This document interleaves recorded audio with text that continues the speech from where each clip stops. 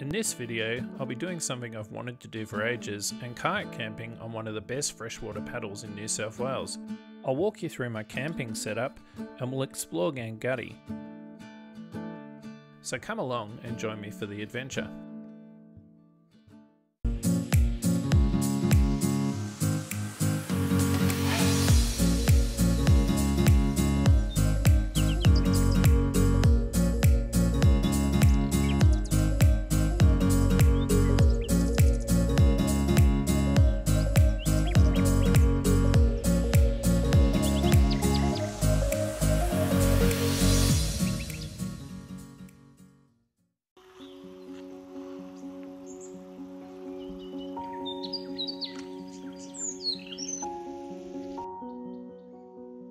G'day and welcome back to the channel, and welcome to something I've been threatening to do since I started this channel.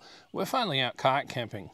I'm at Ganguddy in Weir country, the traditional home of the Derby people, about 260 kilometres northwest of Sydney. The whole area is managed by New South Wales National Parks and has a number of unpowered sites for both tents and caravans, as well as motorhomes and large groups. The campsites themselves, they'll take about 3 to 4 tents, but to bring a car in you need a booking for each one. We've ended up congregating in kind of a common area. I'll show you later. So the drive-in was pretty good. It's easily doable on a 2-wheel drive. We're about 30 minutes from Ralston. It was a dirt road for the last couple of kilometres, and you do need to watch for kangaroos and wallabies when you're coming in. I had a couple jump in front of the car. Luckily, I was travelling pretty slow at the time. Last night when we got here, it actually got down to about -1. And it was a pretty cold evening, even with the right kind of gear, so it's something to consider if you're going to come in September. Phone coverage out here is terrible. It's been SOS or a little bit of 3G.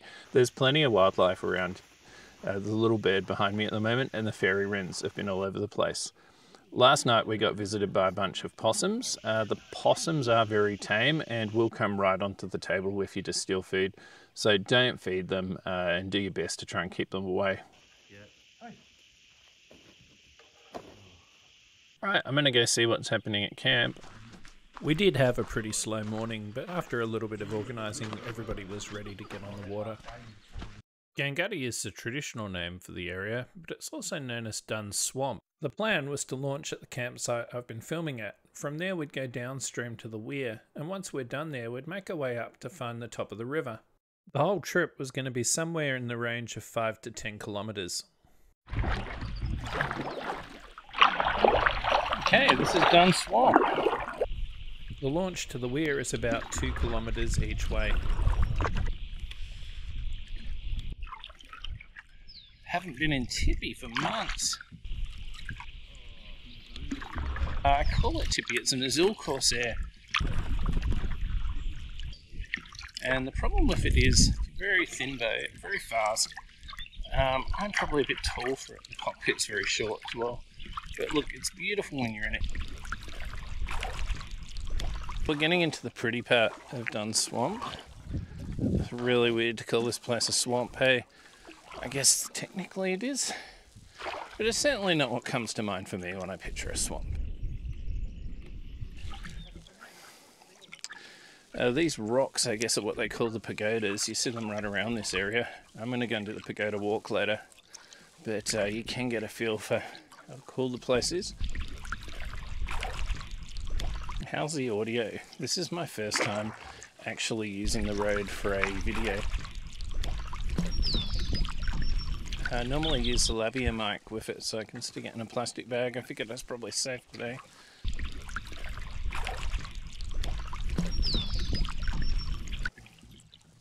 Lots of cool rock formations and stuff to dodge around on this pedal. Not a lot of places to get out, and where they are on this stretch it's mostly rock, which is why we bought the riverboats. And also, Mirage is probably a little bit long for this trip anyway.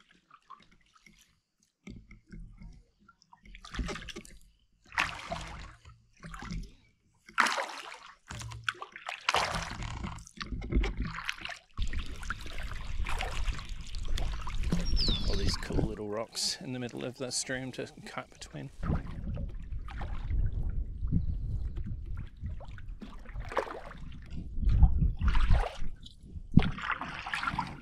The creek is actually home to platypus as well, although I don't like my chances of seeing one now. On the edge here it's not very deep, but in places it gets down to 14 metres. In summer it's a beautiful spot to swim. Let's cruise under this rock shelf.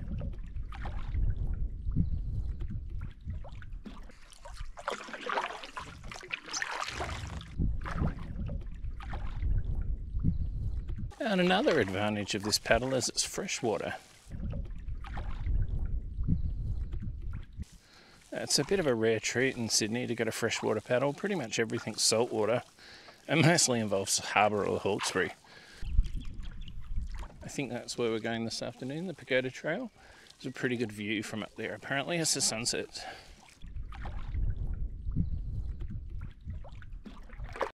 The other guys in my group were just saying this really needs a third night. It's the challenge with all these camping trips from Sydney. You race to get here against the traffic leaving town of a Friday, and then you set up, and I don't know, I never sleep well the first night I'm camping. You then find yourself rushing to get back again. So yeah, a little bit more time would be nice. Oh, here we go, turtle! Okay, well that's been on the list. It was an eastern long-necked turtle, which are pretty shy. Sorry, little mate. Okay, that was quite cool. Oh, water dragon as well. Okay, water dragons are quite common here. You don't need to run away either, mate. Up, off you go. Yeah, really unique rock formations in this part of Wollemi. You can see how big they are next to the team. Now, I don't think it's very much further, and we're at the Weir.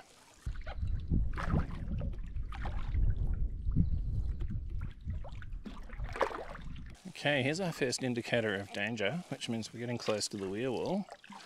While the water wasn't spilling over the dam directly, it was moving surprisingly fast past the buoys.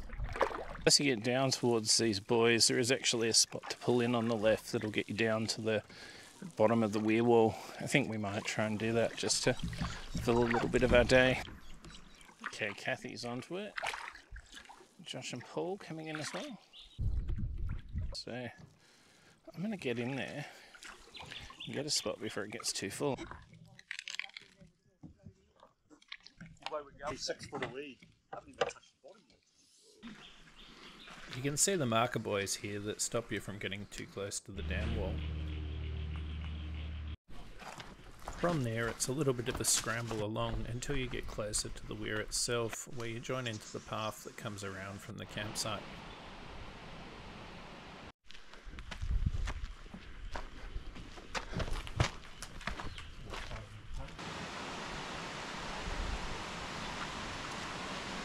And that's the Weir. We made it down here. It's about a 5-minute walk, a little bit of climbing over some rocks before you get to the path. This is the walk down from the Weir to the caves. It's about 600 metres, so we're just scrambling along in our kayaking shoes. The trail's more defined here and pretty easy to follow, although yeah, in those kayaking shoes the rocks were a little bit hard on your feet.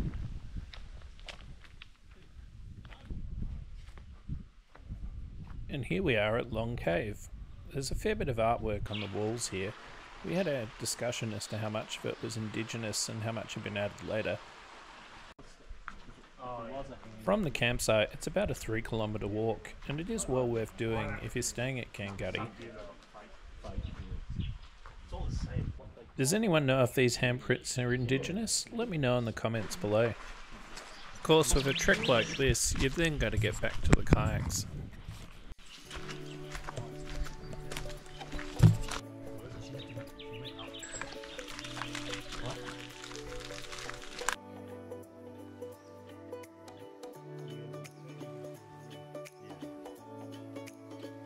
Getting back on the water at the Weir, we decided to head upstream to check out some of the creeks and the reeds that were further up.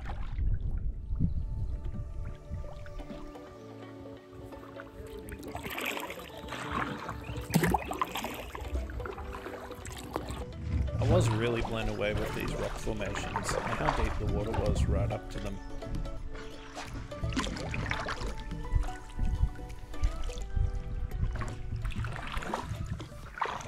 Martin's going to make his way through the tunnel. No, he's decided against it. I think I'm going to dodge it. Yeah, that was good. I reckon we'll try the other side. I think the other side will be easier. Yeah, if you're going to get stuck on one side, surely you won't get stuck on the other. And then you've got to manoeuvre through this when you get to this side. Yeah, that's a bit of a tough one. Yeah, I might give that a miss. I'll film you guys doing it. I'll take one for the team. Once we gave up on the cave idea, we continued on.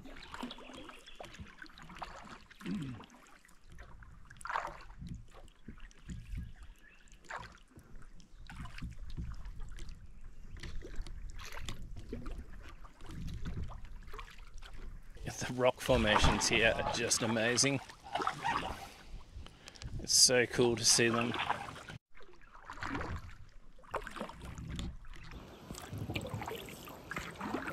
This is the Never Never Creek. This is the third arm.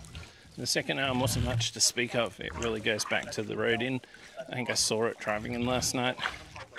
So this stretch is actually got a little bit of a creek apparently, so we're going to poke up to the end of it. Edges here are very steep and difficult to get out from a boat like Tippy.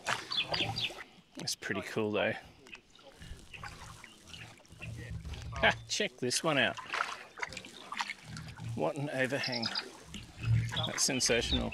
If you're enjoying today's video, perhaps consider leaving a like and subscribing. That really helps my channel because it promotes it to other kayakers and people that enjoy videos like this.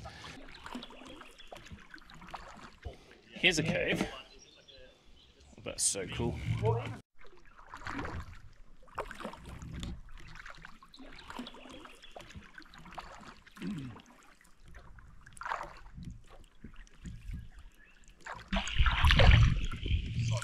So this stretch is very different to the other side, going down to the Weir. This breeze gives a really cool vibe. You don't see a lot of those around Sydney.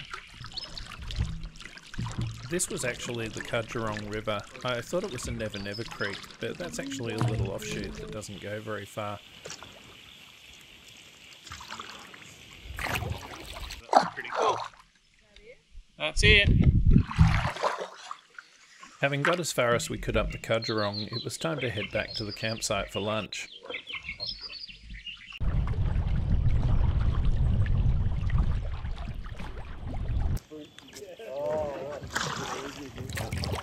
Alright, we're almost back to the launch. Well, it's been a really good paddle. Not the longest one, but certainly quite scenic. Very enjoyable. Launch is just in front of us. I've certainly enjoyed it. Now the beauty of where we're staying at Kookaburra Beach is the campsite is literally 20 metres from where we're launching. And the car park is another 20 the other direction. So that kind of works nicely. Let's see if we can spot it from here. There it is. Neat little hideaway. You can see the cars in the background where the car park is. And if I angle it right, you should be able to see my tent. How cool is that? There's my tent and there's the launch. Doesn't get much better than that. Okay, let's find a spot where I won't embarrass myself getting out of Tippy. Once we all got back and started having lunch, I thought it was a good opportunity to show you through my camping setup.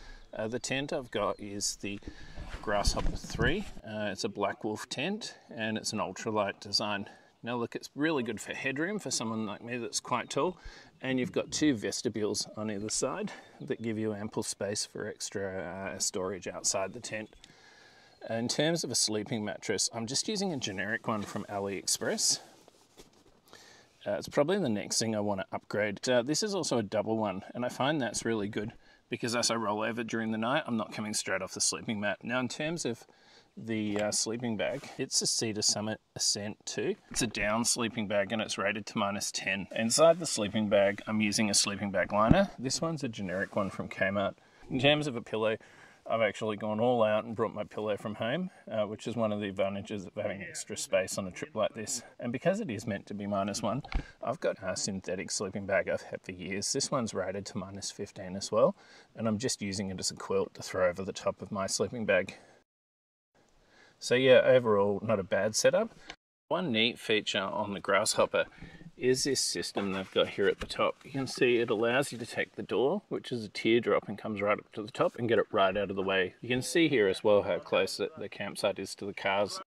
We're staying at Kookaburra Beach, which is one of the 2 main campsites, the other one being the Point. We've got sites 13, 14 and 15. Each one would take easy a couple more tents. After lunch, we headed over to the boat ramp to where the Pagoda Trail starts, and we found this indigenous artwork on the way. We're headed off to the Pagoda Trail. This is about a 2.5 kilometre trip that takes us back towards the Weir, and it climbs up to 125 metres in elevation, so we should get a good view of the river as the sun sets. This is the main boat ramp. In summer months, there's a kayak rental place that's based here. The National Parks website calls this trail a grade 3. It's actually a pretty easy walk until you get to the mountain itself, where you end up doing a little bit of scrambling up the rocks to get to the top. Platypus Point is about 800 metres from the main campsite, and apparently there's platypus around here, but we didn't have any luck spotting any.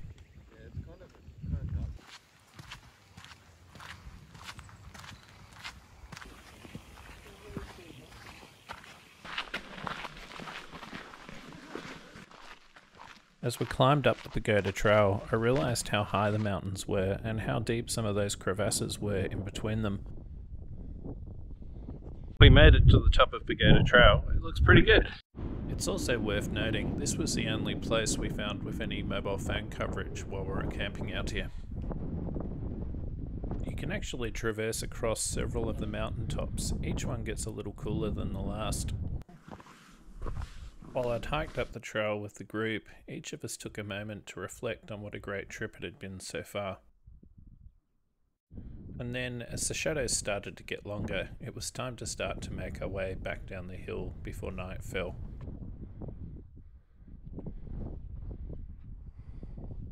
As we got back to Platypus Point, the sun was just starting to dip below the horizon.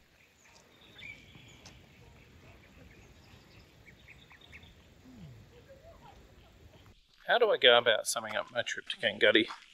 The facilities have been excellent, the campsites are great, and they're really easy to get to. You don't need a 4-wheel drive to get in here, and the kayaking's just spectacular. It's not the longest paddle in the world, but being able to kayak camp out of your car is actually pretty neat as a change, so I'd highly recommend it. If you're thinking about getting started with kayak camping, this is probably a great place to do it. So look, it's been a great weekend. I'm going to turn off now and have a little bit of time with the team before we go home tomorrow. But hopefully you've enjoyed this video. As night fell back at the campsite, we shared a simple meal of sausages cooked over the campfire and shared stories until at least one of us fell asleep in front of the fire.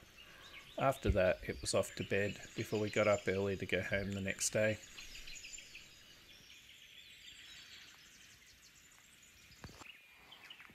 The next morning we were greeted with another beautiful sunrise, and it was a very cold start which made it tempting to stay in bed. However, the animals around the campsite had other ideas and encouraged us that it was time to get up and get moving. Good morning. Well, it looks like we had a little bit of rain last night.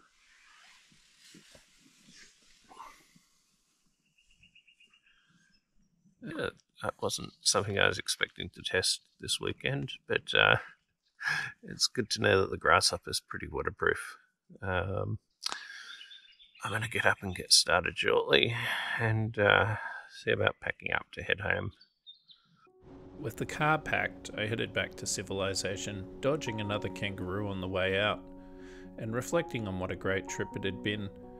It's a long trip from Sydney to go to Ganguddy for a couple of nights, but it's highly worth it. Just getting away from phone coverage was something pretty special, and I think I'll be back to Ganguddy again.